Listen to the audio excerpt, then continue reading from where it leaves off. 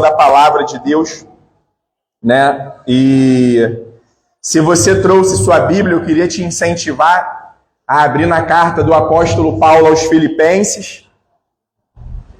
Nós vamos falar Filipenses no capítulo 2, a partir do versículo 5. Tem aí também no papelzinho, né? Caso você esteja sem Bíblia, queira acompanhar. O texto bíblico está aí também no papel. Brunão, muito feliz de te ver aqui, meu amigo. Um amigão de tantos anos, né? Caramba! Louvado seja Deus. Filipenses, capítulo 2, a partir do versículo 5.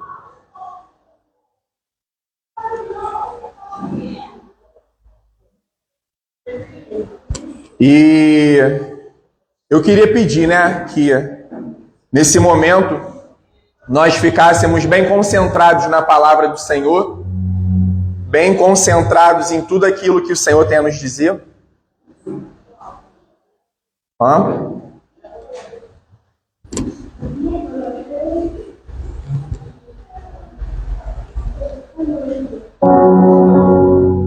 Tá igual semana passada, cara. Tá tudo igual, alguma coisa aí. Deixa sem hoje então, deixa sem. Né? Nós vamos ver aqui o que a palavra do Senhor tem a nos dizer. Só, irmão, rapidinho, só um momentinho, por favor.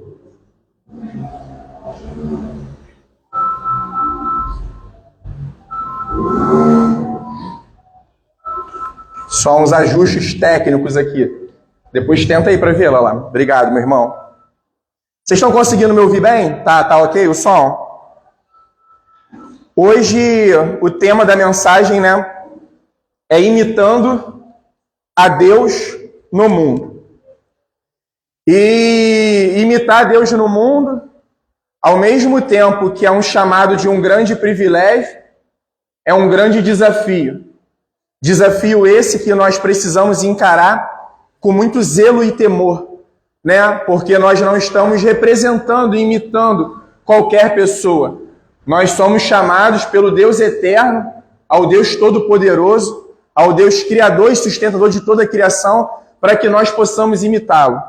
E o desejo do nosso coração, né, é que aqui nessa noite nós possamos nos aperfeiçoar na imitação, e aqueles que ainda não se sentiram definitivamente chamados, atraídos a imitar o Senhor, que essa seja, né, que essa possa ser a noite ao qual nós nos sentiremos desafiados a imitar o Senhor. Lá, quiser tentar, eu dei uma regulada ali para ver se vai dar certo. Né? E que nós possamos nos sentir desafiados em Deus. E eu queria ler com vocês o texto que está em Filipenses. E a palavra de Deus diz assim: tenham entre vocês o mesmo modo de pensar de Cristo Jesus, que mesmo existindo na forma de Deus, não considerou ser igual a Deus algo que deveria ser retido a qualquer custo. Pelo contrário, ele se esvaziou, assumindo a forma de servo, tornando-se semelhante aos seres humanos. E reconhecido em figura humana, ele se humilhou, tornando-se obediente até a morte, morte de cruz. Por isso, Deus também o exaltou sobre toda maneira e lhe deu o nome que está acima de todo nome, para que ao nome de Jesus se dobre todo o joelho nos céus, na terra e debaixo da terra, e toda língua confesse que Jesus Cristo é Senhor, para a glória de Deus Pai. A Bíblia diz que há uma pergunta muito importante, que eu tenho certeza que essa pergunta ela já permeou a mente de todo ser humano. Qual é o fim principal do homem? Qual é o meu objetivo de vida? Qual é o meu sentido de vida? Se essa pergunta ainda não passou algum momento, ela vai permear a mente do homem. Ela vai ser uma dúvida no homem. E a Bíblia diz que a primeira função do homem é glorificar a Deus. A Bíblia diz, ou quer, portanto, quer comais, ou quer bebais, ou façais qualquer outra coisa, faça tudo para a glória de Deus. Primeiro ponto, o ser humano foi criado à imagem e semelhança de Deus. O ser humano foi criado para poder ser um imitador de Deus na terra. Foi essa a função que Deus deu a Adão e Eva. Mas qual foi o pecado original? Adão e Eva quiseram se tornar Deus, quiseram ser igual a Deus. E aí entra toda a dificuldade na história da humanidade, como fruto do pecado. E a gente sabe que o salário do pecado é a morte. E essa é uma outra grande dilema da existência humana, da vida humana, a morte. É algo que tira o sono, é algo que deixa as pessoas confusas, é algo que deixa as pessoas desesperadas, atemorizadas. Principalmente quando a gente vê a morte consumada na nossa frente. Principalmente quando a gente vê que aquilo chegou a um familiar, um ente querido, a uma pessoa próxima. E aquilo enche nossas mentes de dúvidas. Há pouco tempo, eu estava conversando com um amigo, que inclusive eu estava nesse velório também, aqui em São João da Barra, e ele falou que 2 dias depois ele esteve na casa do pai dele, que também estava com ele nesse velório. E o pai falou: filho, uma coisa eu aprendi, que na verdade o que importa é como nós terminamos. É como nós finalizamos os nossos dias. E ele ficou com uma dúvida no coração dele. Será se fulano estava salvo? E sabe o que é interessante? Que esse questionamento surgiu na mente, no coração de uma pessoa que ainda não é cristã. Que ainda não professa com total exatidão o Senhor Jesus Cristo como Salvador e Senhor da vida dela. Porque a gente confessar Jesus como Salvador não nos custa nada, porque todo o preço ele pagou na cruz. Mas confessar Jesus como Senhor vai nos custar tudo. Não nos custa algumas coisas, nos custa tudo. Custa toda a nossa vida, custa todo o nosso entendimento. Não é que o Senhor chamou a gente para poder perder a nossa personalidade. Ele nos chamou para nós sermos aperfeiçoados no projeto original, o projeto antes da queda. E isso é maravilhoso, sabe, irmãos? Porque vocês podem ter certeza disso. Eu sei que muitas vezes é frase de impacto, é frase de para-choque de caminhão. Não é. Essa reunião aqui não é à toa. Reuniões que estão acontecendo em outros locais verdadeiramente em nome do Senhor Jesus não é à toa. Isso é bondade. Não tem as famosas trombetas do Apocalipse? Esses encontros são soares de trombeta. É Deus alertando a humanidade, é Deus atraindo homens e mulheres até Ele. Irmãos, é algo que a filosofia trata há muito tempo. Sobre a nossa existência, sobre a nossa razão de ser. E a gente já falou sobre isso. A filosofia moderna, a filosofia contemporânea, ela agora só vê caos. Ela enxerga a vida como um caos cíclico, que caminha para uma destruição total. Boa parte da filosofia, em si mesma, em só analisar a vida pela vida, eles só encontram caos. A gente falou isso aqui há pouco tempo. O homem, no final dos anos 1800, início dos anos 1900, o homem vivia um romance consigo mesmo. Tudo vai bem. Nós aprendemos a controlar, nós sabemos como fazer a paz. E aí me explode a primeira grande guerra. E a humanidade entra em declínio. Logo depois, a segunda grande guerra. E aí a humanidade perdeu toda a esperança no homem. Por quê? O homem só encontra a verdadeira resposta do homem em Deus. Por quê? Porque ele é o autor da vida. Eu tenho um telefone Samsung. Eu vou encontrar uma instrução para o meu Samsung no manual da Apple, do iPhone? Não. Sabe por que muitas vezes a gente anda pesado, com dúvida? Porque a gente está buscando a resposta nas fontes que não são fontes eternas, que não são as fontes da verdadeira vida. E essa é uma reunião cristã. Esse é um encontro, é um culto a Deus, um culto cristão. Então nós hoje vamos ao entendimento do que Deus tem a nos dizer. E respondendo qual o fim principal do homem, o primeiro é glorificar a Deus. Como que a gente glorifica? A gente vai chegar aqui. Mas ainda nessa linha de pensamento é glorificar a Deus e deleitar-se nele para sempre. Eu quero ler os 2 primeiros versículos do Salmo que a gente leu no início. Quem tenho eu no céu além de ti? E quem poderia eu querer na terra além de ti? Ainda que a minha carne e o meu coração desfaleçam, Deus é a fortaleza do meu coração e a minha herança para sempre. O salmista aqui ele está falando de dois aspectos da formação do homem: carne e mente, alma.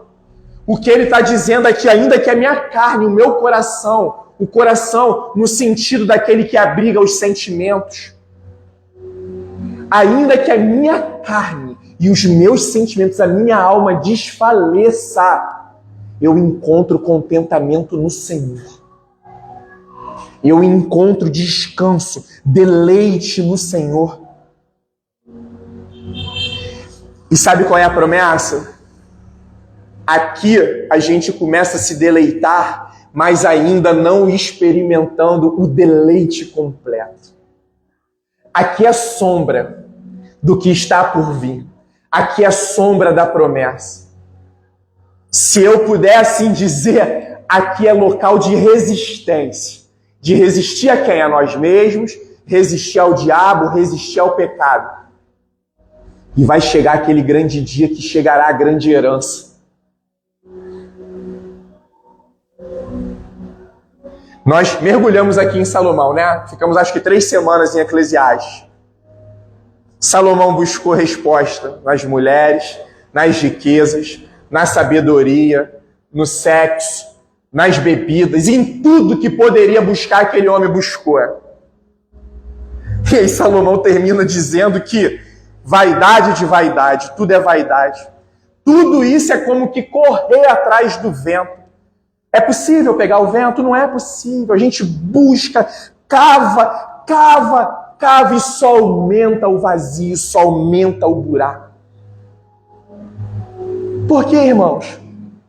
O verdadeiro contentamento, a verdadeira resposta está no Senhor. Está em Deus. E é esse Deus que nós vamos anunciar hoje aqui nessa pequena porção do que nós conversaremos. E a gente se pergunta, que regra que Deus nos deu para nos direcionar a glorificá-lo? Sua palavra, a palavra de Deus que está contida nas Escrituras do Antigo e do Novo Testamento, é a única regra para nos direcionar à maneira correta, pelo qual podemos glorificar a Deus e nos deleitar dele para sempre. Irmãos, olhem para cá, por favor, rapidinho. Esse livro não é qualquer livro. Não estou dizendo que a gente deva se relacionar com ele de forma mística. Esse é o livro dos livros. É o livro mais vendido da história. Continua sendo o livro mais impresso da história. Foi o livro mais perseguido da história. Homens e mulheres deram a vida para que esse livro chegasse hoje assim como está em nossas mãos. Esse livro é o próprio Deus. É uma pessoa, é o verbo que se encarnou. Lembra João falando? E o verbo se encarnou e habitou entre nós, cheio de graça e cheio de verdade. Aqui nós encontramos a maneira ao qual nós seguimos. Aqui nós conhecemos ao Senhor e a partir do conhecimento de Deus, aqui nós o adoramos da forma que Ele espera ser adorado. Da forma que Ele espera, obrigado meu irmão, que nós nos relacionemos com Ele. E fica uma outra pergunta, e a gente está caminhando para o texto, tá? O que as Escrituras ensinam principalmente? As Escrituras ensinam principalmente o que o homem deve crer acerca de Deus e quais os deveres que Deus requer do homem. Irmãos,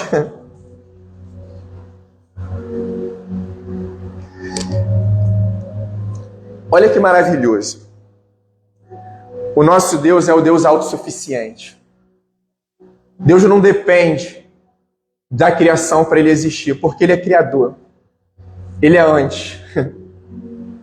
Ele é aquele que excede todo entendimento. Né? Ele é o Deus insondável. Ele é o Deus maravilhoso. Mas é um Deus que busca relacionamento conosco.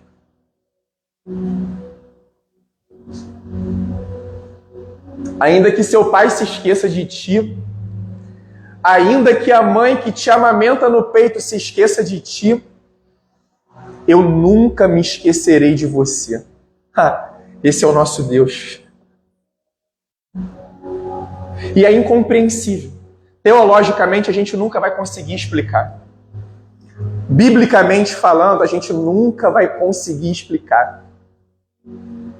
Até porque a Bíblia não limita quem é Deus. Tudo que nós precisamos saber acerca de Deus, a Bíblia nos dá.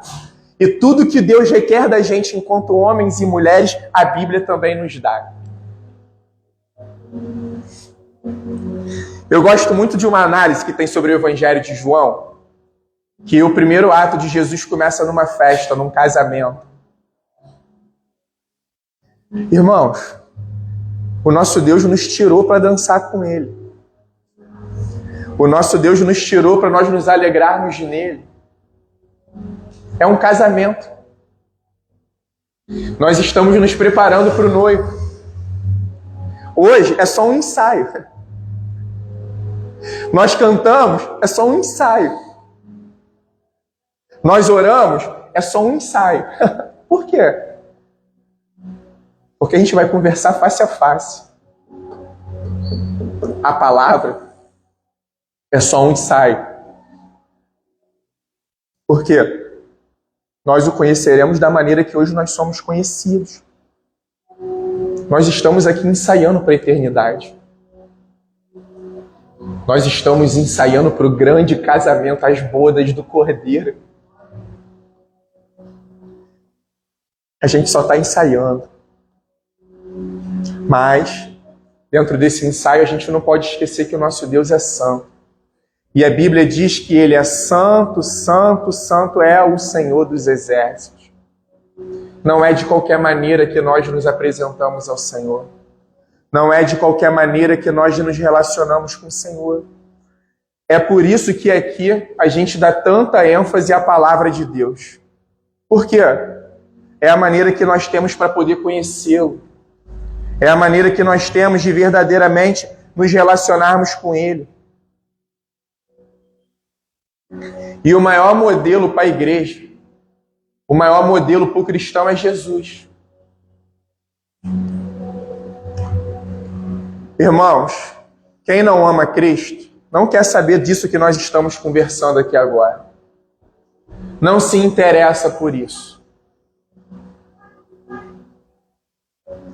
Sabe qual é o maior exemplo que Jesus deixou para a sua igreja? Um dos maiores?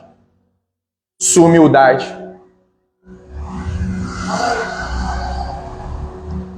No se entregar, no se dar, no se doar e no se sacrificar. É o texto que a gente vai analisar hoje. Ele tinha tudo, mas ele abriu mão. Você já reparou que hoje os homens e mulheres estão dispostos a se doar até o ponto que essa doação não vai lhe custar nada? A partir do momento que custa alguma coisa, as pessoas param de se dar, as pessoas param de se doar, as pessoas param de se entregar. E esse é o Deus que nós vamos ver aqui na sua palavra hoje. E, irmãos, a doutrina, ela deve estar sempre conectada com a vida. Tudo que nós estamos aqui hoje conversando e aprendendo deve estar conectado com a nossa conduta.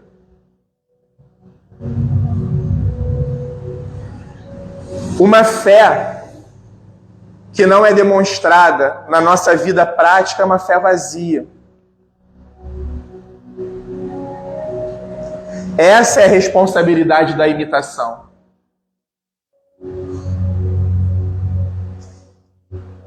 E eu, de forma particular, no início da caminhada, talvez a gente, é normal, a gente vai compreendendo aos poucos, né? E talvez a gente até romantize um pouco do que significa seguir a Cristo. E seguir a Cristo começa nos custando a nossa própria vida. Porque o verdadeiro evangelho é um chamado à morte. Jesus falou, ó, a semente não pode germinar se ela não morrer antes. Morrer para quem? Para gente. Sabe quando a gente está aqui estudando a palavra de Deus, pregando a palavra de Deus, vem alguma verdade de Deus e a gente fala, caramba, tá vindo como espada, né? Tá vindo como espada de 2 gumes, tá vindo como lança, tá vindo como fogo. Sabe qual é o propósito? Não é eu pegar essa espada e olhar a vida do próximo, do meu irmão, e querer cortar ele. Ó, essa palavra é para você, não, é para gente. É pegar essa espada e enfiar na nossa carne. É pegar essa espada e enfiar na nossa carne. E morrer dói. Morrer é custoso. Mas morrer para Cristo gera a vida de Cristo em nós. Vai ficando uma parte do quebra-cabeça que nós montamos à nossa própria vontade e vai entrando uma peça nova do caráter de Cristo nesse quebra-cabeça. Esse é o chamado à perfeição. O Espírito Santo vai desconstruindo aquela vida que outrora nós criamos, aquele quebra-cabeça. O Espírito Santo, a cada momento, ele vai tirando uma peça desse quebra-cabeça e vai trazendo uma peça nova, vai trazendo o fruto do Espírito, vai trazendo o caráter de Jesus até nós.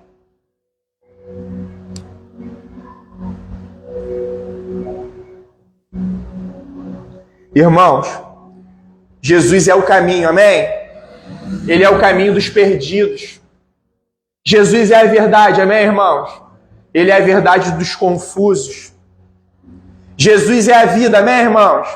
Ele é a vida dos doentes.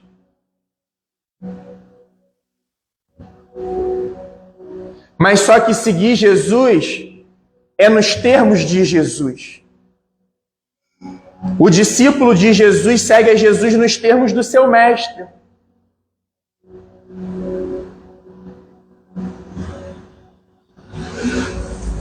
Não sei se vocês vão lembrar essa passagem do momento da ceia, ele reunido no cenáculo, e ele diz assim para os discípulos: vós me chamais de mestre e senhor, e fazeis muito bem, porque eu sou mestre e senhor.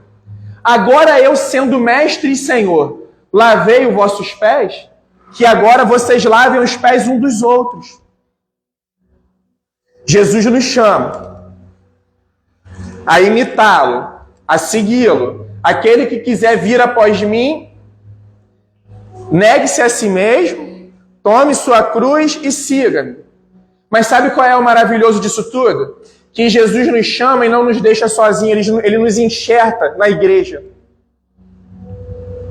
Ele nos enxerta nele mesmo, no seu corpo. E ele começa a falar, vocês não estão sozinhos. E a gente chega aqui com medo e confuso, e a gente olha, caramba, aqui eu tenho braços, aqui eu tenho pernas para poder me auxiliar, aqui eu tenho bocas, aqui eu tenho ouvidos, aqui eu tenho olhos, aqui eu tenho irmãos, aqui eu tenho uma família. E essa é a identidade que nós precisamos buscar no Senhor.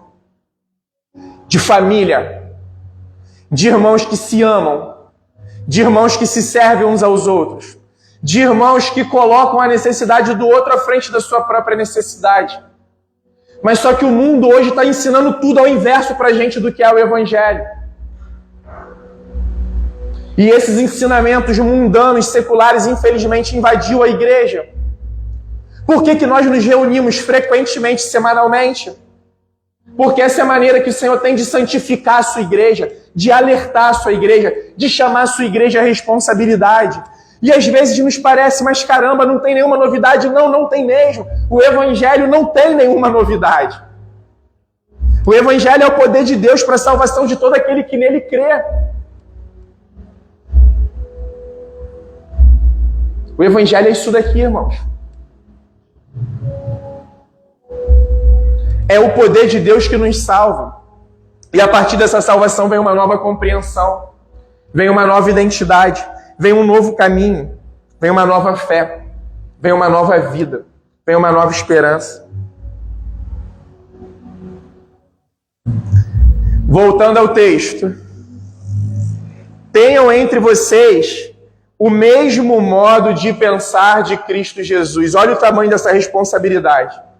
Se o exemplo de Cristo deve ser seguido, é melhor então manter maior interesse pelos direitos dos outros e pelos nossos deveres, do que cuidar principalmente de nossos direitos e dos deveres dos outros, abalando assim o nosso coração egoísta e vaidoso.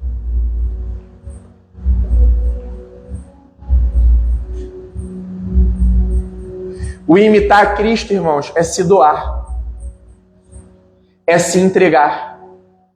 O imitar a Cristo não se resume a participar de um culto aos domingos, a vir na reunião de oração às terças-feiras. Imitar a Cristo é se dar.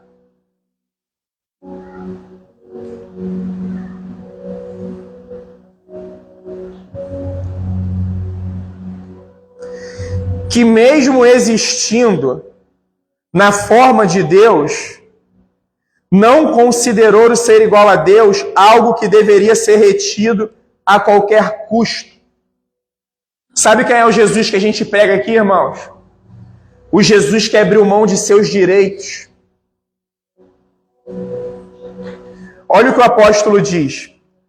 Que mesmo existindo na forma de Deus, Jesus Cristo, quando encarnou, quando se fez semelhante aos homens, ele não deixou de ser Deus. Jesus foi 100% Deus e 100% homem. Ele não deixou de ser Deus. Ele não perdeu suas prerrogativas e seu poder divino. Mas mesmo assim, ele não considerou ser igual a Deus algo que deveria ser retido a qualquer custo. Por quê, irmãos? Ele negou-se a si mesmo. O mandamento que ele deixou para a igreja, ele não deixou sem antes seguir, sem antes ser o modelo, sem antes ser o exemplo. Mas ele não reteve isso de forma egoísta. Por amor a mim, por amor a cada um de nós que estamos aqui. Ele abriu mão desse direito para poder vir nos salvar. Vamos pegar uma comparação? Cristo, Lúcifer, Adão. Lá no profeta Ezequiel, a Bíblia diz que Lúcifer foi um ser celestial de uma grande honra perante ao Senhor. Mas só que Lúcifer achou que ele poderia ser Deus. Ele poderia ser o regente do céu. E Lúcifer foi condenado. Lúcifer é lançado fora do céu. Adão, Lúcifer não satisfeito, e na verdade, como nós já falamos, é um título, não é um nome, é aquele que se opõe. Satanás foi no Éden tentar o primeiro casal. Sabe o que ele fez ali no Éden, irmãos? Ele tentou a humanidade inteira. Ele falou para Adão e Eva, na verdade, Deus tem medo que vocês se tornem igual a Ele. Porque ao comer da árvore do conhecimento do bem e do mal, vocês serão igual a Deus. Sabe o que isso significa? Adão e Eva, vocês vão ter a régua do que é certo e do que é errado. Por que Deus que define o caminho, a conduta dos homens da humanidade? Por que não vocês não fazem isso? E eles caíram naquela pilha. Vamos pegar o exemplo de Cristo, que sendo Deus, mesmo existindo na forma de Deus, não considerou que isso deveria ter sido retido a qualquer custo. Ele falou, Lúcifer falhou, Adão falhou, mas eu vou me fazer semelhante aos homens, eu vou me fazer um com os homens. E ele veio, irmãos. E nós vimos aqui na escola bíblica anterior, antes aqui do culto, o ódio que esses homens tinham ao nome de Jesus. Ele veio cumprindo as promessas de Deus. Ele veio como aquele que se entregou sacrificialmente. Ele não foi egoísta na sua missão.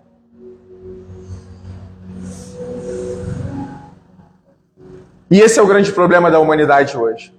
Nós continuamos a querer ser Deus. Sabe o que nos traz tanto sofrimento? A gente acha que o controle dos nossos dias está nas nossas mãos. A gente acha que o nosso futuro nos pertence. A gente acha que nós temos a fórmula da vida. Mas não é isso. Nós sabemos que nós não temos.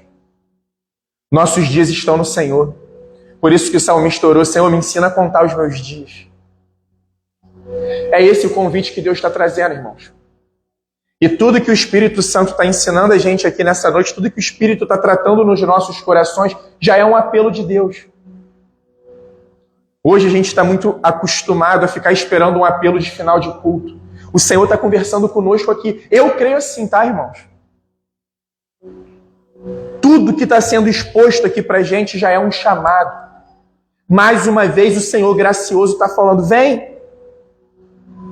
Vem que eu vou te ensinar, vem de forma verdadeira. Vem abandonando tudo, lança tudo. Senhor, até aqui eu vim da minha maneira. Até aqui eu vim como Deus.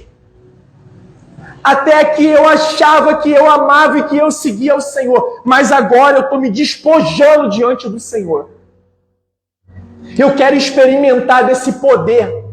Eu quero experimentar dessa verdade.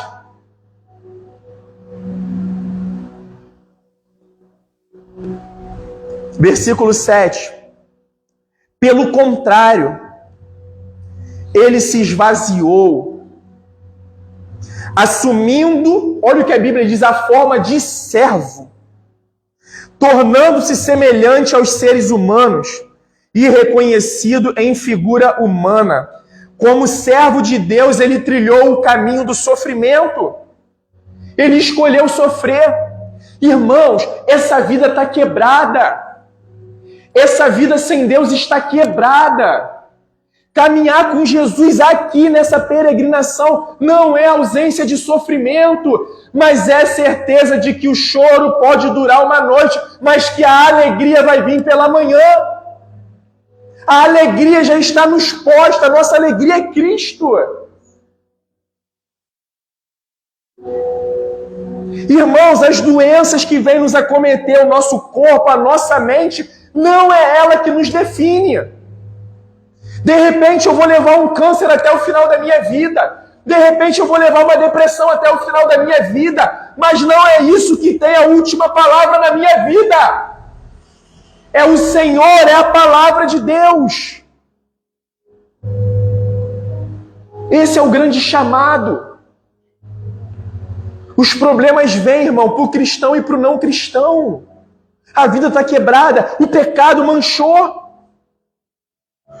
O que Jesus poderia ter usurpado ser, ele não usurpou, ele se entregou e viveu em total dependência ao Pai como um filho obediente.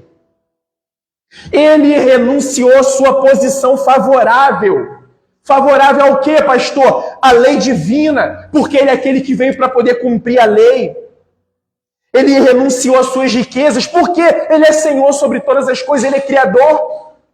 Ele renunciou à sua glória celestial. Ele falou: eu e o Pai somos um. A glória que o Senhor me deste, dá a eles também. Ele escolheu, ele se entregou, ele saiu da glória do Pai. Ele renunciou à sua livre autoridade. Ele se fez um conosco, irmãos. A Bíblia falou que ele se fez como servo. Ele serviu. Ele se tornou semelhante aos homens.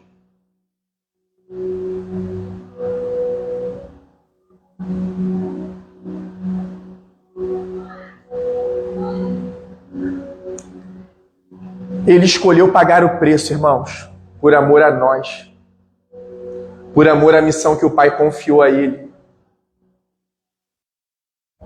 E olha o que o versículo 8 nos diz. Ele se humilhou, tornando-se obediente até a morte, e morte de cruz. Quero repetir isso para vocês, tá? Versículo 8. Ele se humilhou, tornando-se obediente até a morte. E aqui Paulo explica qual tipo de morte? Morte de cruz. Irmãos, quero repetir a frase que eu falei no início. Muitas pessoas estão prontas a servir outros se isso não lhes custar nada. Mas se há um preço a pagar, então perde o interesse de servir. Nós não. Nós não servimos por interesse. O que a nossa mão direita faz que a nossa mão esquerda não saiba. E aqui, O intuito desse texto não é trazer um exemplo moral para a igreja, não. Aqui o intuito desse texto é exaltar a obra de Cristo. Muitos estudiosos e teólogos consideram esses versículos aqui que a gente está estudando uma das porções mais ricas da palavra de Deus. Profundas, simples, mas profunda. A Bíblia diz que ele foi obediente, e obediente até a morte de cruz. Por quê? A cruz de Cristo é a grande ênfase de toda a Bíblia, tanto do Antigo Testamento como do Novo Testamento. A morte de Jesus foi dolorosíssima, foi ultrajante e maldita. Vocês lembram o que fizeram com o nosso Senhor? Coroa de espinhos, açoites. A ciência diz, Isaías falou muito antes, que ele não seria encontrado como uma figura humana. Quem olhava para Jesus enquanto homem não dava para reconhecer um ser humano, de tão machucado que ele estava. Cuspido, escarnecido. Mas sabe qual é a parte mais dolorosa? Pai, por que me desamparaste? Se fez maldito em nosso lugar. Lembra? A lei, aquele que for pendurado num madeiro é maldito de Deus.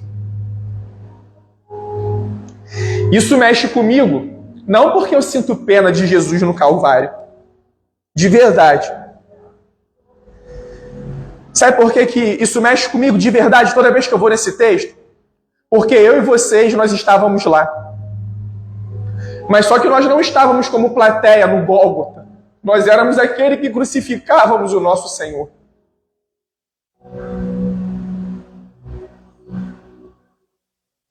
Nós éramos agentes da sua crucificação. Ele carregou sobre ele todos os nossos pecados, irmãos. Lembra o servo sofredor de Isaías 53? Homem de dores, que sabe o que é padecer. Se está doendo, se está machucando, Jesus sabe. Jesus conhece a dor que a gente está carregando. Ele não é aquele Deus, sabe, irmãos, afastado. Aquele Deus hipócrita, não. Ele é Deus conosco, Ele é Emanuel. Ele conhece a nossa dor, seja ela física, seja ela emocional. E quem disse que Jesus não estava em agonia? Jesus estava em agonia na sua carne, na sua alma, a ponto de suar sangue lá no jardim, lá no Getsemane. Nós somos agentes da crucificação de Cristo, irmãos. E é esse Jesus que está aqui nessa noite, nos estendendo a sua mão, nos oferecendo sua maravilhosa graça, nos oferecendo o seu poder, no poder do Espírito Santo.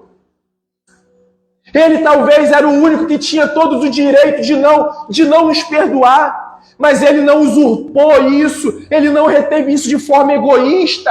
Ele falou: Pai, eu vou lá, Pai, perdoa-lhes, eles não sabem o que fazem.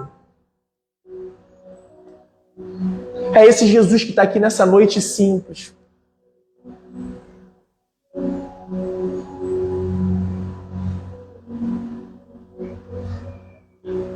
Do 6 ao 8, nós vimos aqui o que Cristo fez. E agora, para concluir a mensagem de hoje, nós vamos ver o que o Pai fez por ele. Irmãos, olha para cá rapidinho, por favor. Do 6 ao 8, do 5 ao 8, nós vimos aqui o que custou a Cristo ser obediente e seguir ao Pai. E mais uma vez Jesus está aqui nos convidando para nós morrermos. Para quê? Para que nós experimentemos da sua vida. Mais uma vez Ele está aqui nos convidando a participar dos seus sofrimentos. Para quê? Para que nós participemos da sua glória. Irmãos, Jesus triunfou. Jesus não vai triunfar. Jesus já triunfou. Está consumado. Ele não vai, ele já triunfou. E é esse triunfo que ele está nos oferecendo. Mas ele só nos pede, tenham paciência. Se alegrem nas tribulações. Se alegrem nos sofrimentos. Participem comigo da minha vida, para que vocês possam participar também da minha morte, mas para que vocês também possam receber a minha ressurreição. Porque aquele que crê em mim, ainda que morra, viverá eternamente. Você acha que ali no final da Rua dos Passos é o nosso endereço final? Você acha que ali é lugar de desespero? Beleza, que ali é lugar da saudade, quando a gente está entregando alguém que morreu em Cristo. Mas ali é lugar de esperança, de regozijo, de falar, ó morte, cadê a sua vitória?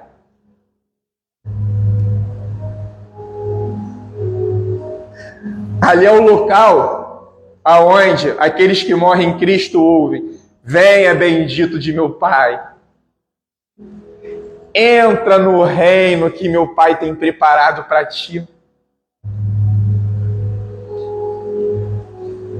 Irmãos, céu é lugar de pecador.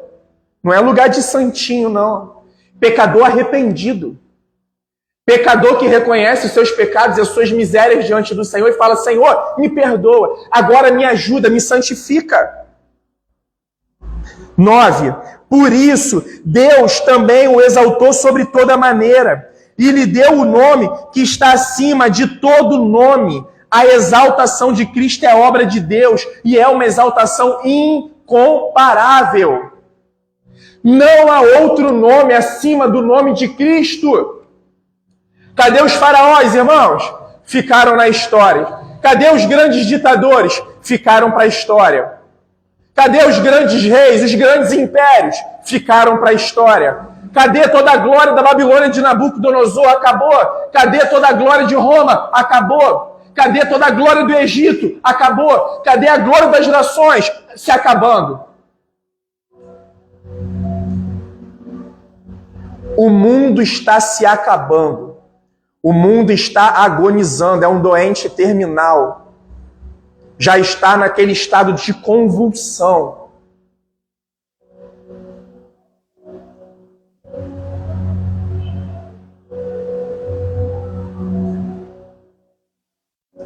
Por isso que o nome de Jesus não é um nome mágico. O nome de Jesus é o nome que tem todo o poder. É por isso que em nome de Jesus os demônios partem em retirada. É por isso que em nome de Jesus o sobrenatural acontece. Todo aquele que invocar o nome do Senhor será salvo. Porque está invocando o nome daquele que está acima de todos os reis. Ele é rei dos reis, ele é senhor dos senhores. Ele está acima de todo nome. 10. Para que ao nome de Jesus se dobre todo o joelho, nos céus, na terra e debaixo da terra. Irmãos, a exaltação de Jesus é uma exaltação que exige a rendição de todos. Para que ao nome de Jesus se dobre todo o joelho, nos céus, na terra e debaixo da terra. E toda língua confesse que Jesus Cristo é Senhor, para a glória de Deus Pai. Sabe o que esse texto está nos explicando? Naquele grande dia ao qual Jesus vai retornar à história. Muitos acham que a história é cíclica, se repete até o mundo se acabar naturalmente. Nós cremos que não. O nosso Deus vai irromper a história mais uma vez. Como está em Apocalipse, de forma visível a todas as nações, audível a todos os seres humanos e gloriosa. Sabe o que vai acontecer nesse momento? A Bíblia diz que todos os joelhos se dobrarão. Os salvos vão cantar em alegria, vão se dobrar regozijando ao Rei dos Reis. Mas aqueles que não reconheceram Jesus como Senhor e Salvador vão se ajoelhar em remorso. Eles vão professar. Sabe, a Bíblia vai além. Demônios, Satanás, os homens, os que já morreram, todos vão se prostrar diante dele. Todos, sem exceção. E toda língua vai confessar. E uma pena que muitos vão confessar com eterno lamento. Vão confessar e vão reconhecer, é verdade, ele era Deus, ele era o Rei dos Reis, o Senhor, o Salvador dos homens. E nós o rejeitamos e agora seremos rejeitados. Irmãos, fica aqui um convite bem simples. Vocês podem ver que nós somos uma igreja simples, em estrutura, mas eu acredito que nós somos uma igreja revestidas pelo poder do Espírito Santo e isso nos basta enquanto igreja. Ter o Senhor Jesus e ter o Espírito Santo em nosso meio. A gente entende que isso é o suficiente. E eu quero deixar aqui um convite bem simples da parte do Senhor, não da minha parte, não da parte da placa que está aqui fora. Nós somos uma família simples, humilde, compreendendo que essa humildade não é uma humildade que nós geramos em nós, é uma humildade que brota da palavra de Deus, que vem como exemplo prático daquele que é o todo humilde, daquele que não usurpou ser Deus, ele era Deus, mas não tomou aquilo de forma egoísta. Mas nós temos um compromisso com vocês, que se vocês quiserem caminhar no conhecimento de Deus, a gente está aqui para poder ajudar vocês. Se vocês quiserem conhecer o Senhor através da sua palavra, nós estamos aqui com as mãos estendidas para poder servir vocês, para poder amar vocês, para poder caminhar com vocês. Esse compromisso no Senhor nós podemos assumir com vocês.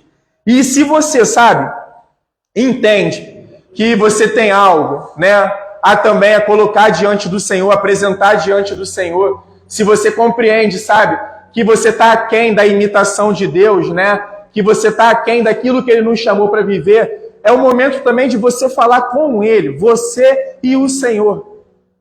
E eu vou orar. Vou orar para que o Senhor continue, o Espírito Santo faça a obra dele. Eu não tenho capacidade de convencer ninguém, e nem quero isso, porque seria criar prosélito de mim mesmo, é querer criar discípulos de nós mesmos. Mas a gente vai orar que no poder do Espírito Santo, aqui nessa noite, possa surgir discípulos de Jesus. Que no poder do Espírito Santo, discípulos de Jesus possam se santificar em Jesus.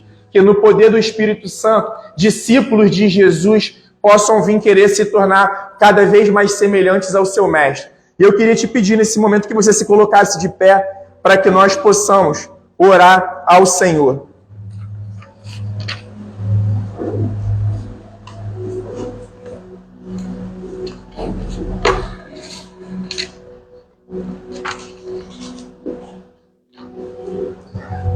A nossa luta, mesmo em meio a toda oposição que o inferno queira levantar, a nossa luta é seguir Jesus, irmãos, da forma que Ele espera ser seguido.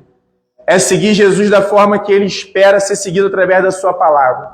O nosso objetivo aqui não é negociar nenhuma porção da palavra de Deus. É tanto anunciar ela com verdade e retidão e viver ela com verdade e retidão. Aqui, nós somos uma igreja que tem problemas, igreja que não tem problema, ela está com problema. Mas uma coisa é certa também, irmãos, isso a gente pode falar para vocês. Nós somos uma igreja, me perdoe até a palavra forte, mas é para poder mensurar bem. Nós odiamos o pecado. Por mais que nós saibamos que nós somos pecadores e erramos todos os dias.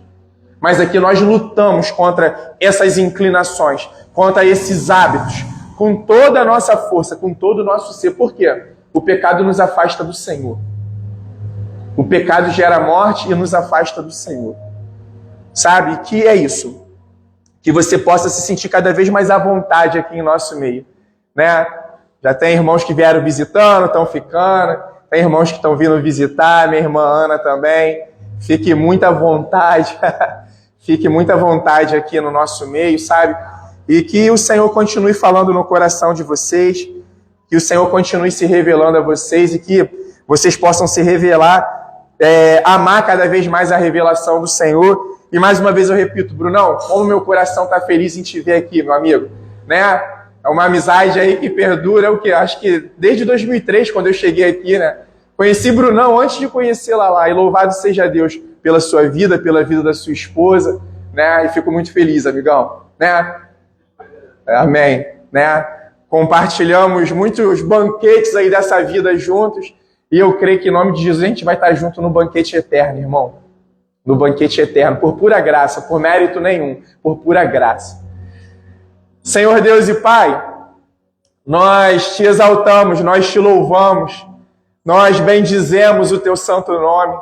Nós te agradecemos porque, apesar de nós, o Senhor continua se revelando a nós, o Senhor continua nos buscando, o Senhor continua nos atraindo através da tua graça abundante, dessa graça maravilhosa, aonde hoje nós podemos dizer, Pai, não apenas como citar um versículo bíblico, mas como algo prático na nossa vida. A tua graça é melhor do que a própria vida, Senhor. Nós te louvamos, nós te exaltamos sobre todas as coisas, Pai. E, Senhor Deus, no poder do teu Santo Espírito, Pai, que o Senhor possa fazer a obra sobrenatural, Senhor, da santificação, a obra sobrenatural da conversão, da salvação, Pai amado.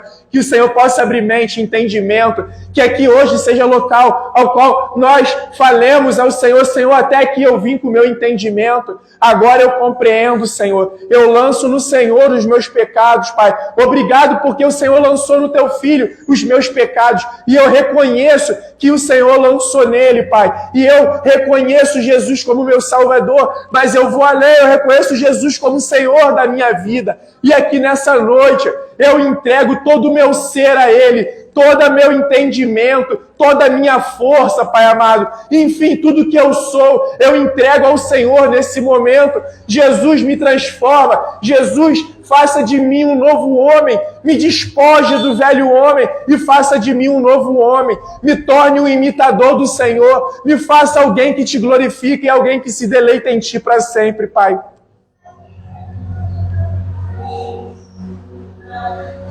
Cura, Pai, liberta, salva, Senhor. Nos dê entendimento, nos dê paciência nas provações, nos dê esperança nas tribulações, aperfeiçoe a nossa fé, Senhor. Muito obrigado por mais esse culto, Pai eterno. Pai poderoso, muito obrigado, Senhor. A Ti honra, a Ti glória, a Ti louvor, a Ti poder, a Ti majestade, pelos séculos dos séculos. E assim oramos em nome de Jesus. Amém, graças a Deus. Minha irmã Hillary, você puxa daí mesmo?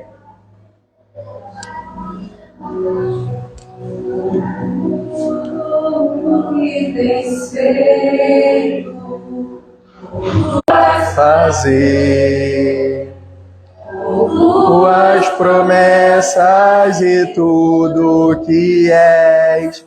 Eu quero te agradecer com todo o meu ser. Te agradeço, meu Senhor.